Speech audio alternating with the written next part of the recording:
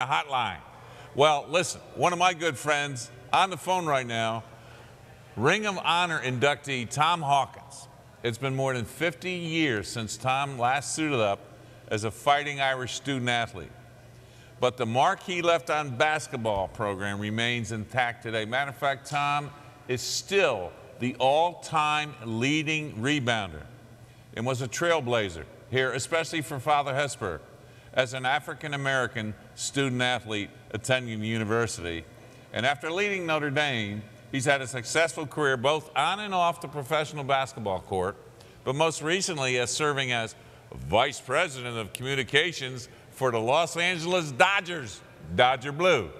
He's here with us today to talk about time at Notre Dame. Tom, thanks for coming on. Hey, thank you, Digger. Good to hear from you. Let's go back to 1956. Okay. You were an outstanding high school athlete out of Chicago looking to play college basketball.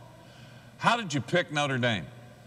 Well, actually, it was easy, but it was difficult. Digger, I led the city of Chicago in scoring with 29 points a game and rebounding at 20 a game. And I could have gone wherever I wanted to. My mom and I put together a list of 10 universities that I would visit. Number one on the list was Notre Dame.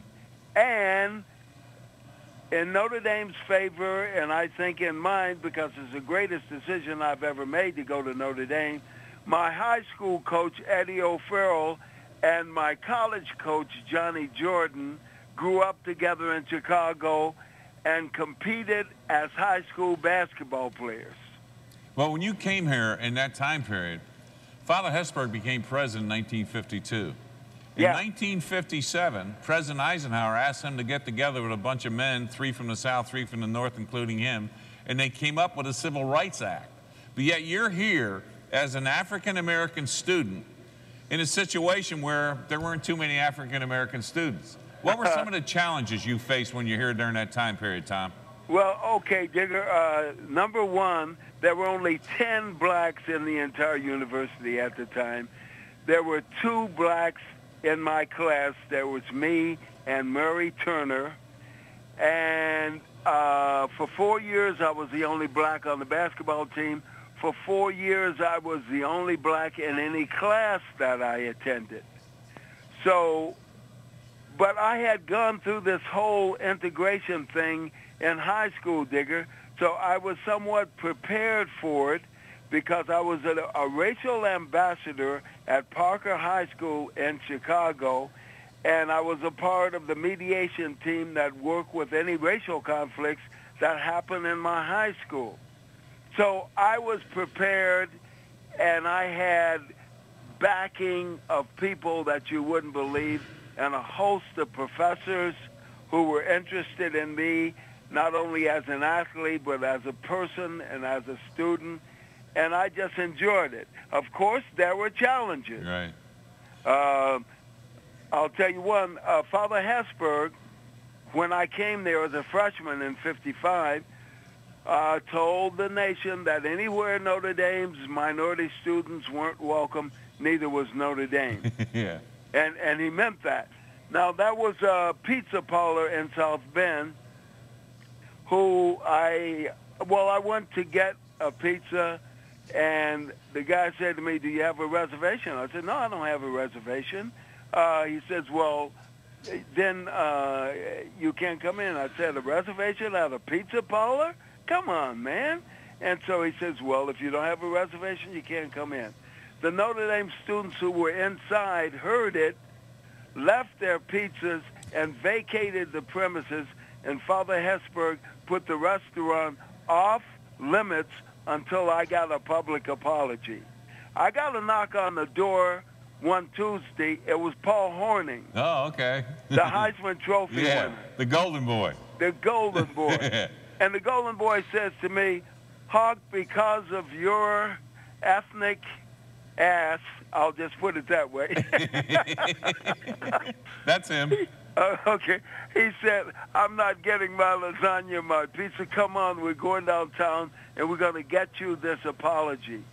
We got on the South Bend bus at the Circle, went downtown, got the apology. Father Hesburgh took the restaurant off of the restricted list, and from then on, I can go and get my pizza. Yeah, so, and poor Horning got his Italian food again. Yeah, he got his lasagna. I said, "Are you happy now?"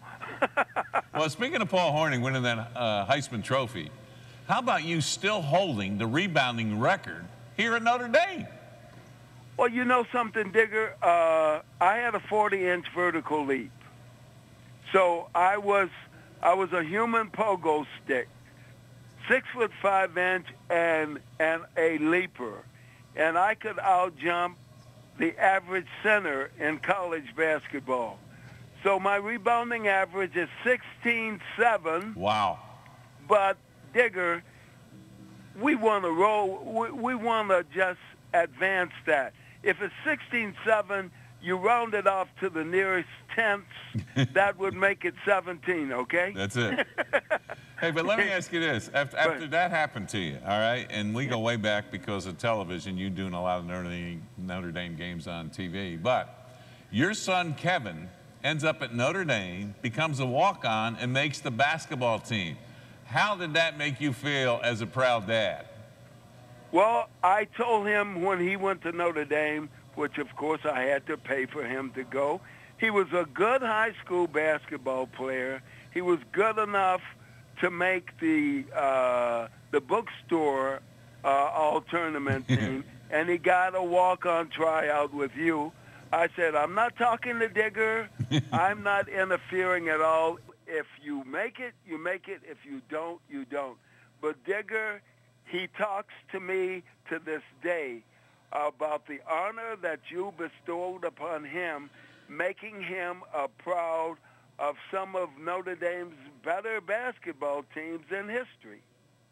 Well, Tom, I just got to say this to you. I was there when you got inducted into the Notre Dame Ring of Honor, number 7, to make it. And yet, as I look back, in the passing of Father Hesburgh, and I know you visited with him because that was back in early January, and it's about February 26th when he passed, but you had a chance to spend time with him, and that had to be a great feeling for you to see him before he passed. It was great, Digger. Let me tell you about that day because I was sick as heck. But it's a Friday before the induction ceremonies, and Father Hesburgh arranged a meeting with my entire family, with Kevin and his wife, me, my wife, and my daughter, and we sat down and we talked to him for about an hour. And anytime I went back to Notre Dame, I managed to spend at least a half an hour with Father Hesburgh, and he, in my mind, is one of the greatest individuals in the history of this nation. And he accomplished probably as much as anybody did. Well, Tom, I got to thank you for being a part of this Notre Dame Day, and as you well know, this whole hour has been dedicated to Father Hesburgh and what he meant to this place, and for you to be blessed and touched by him, and yet to be a student athlete, forget being whatever, but a student athlete to get a degree and go on and win in the game of life, and have a son come here and do the same thing. We're all proud of what you do to represent the University of Notre Dame. So thanks for coming.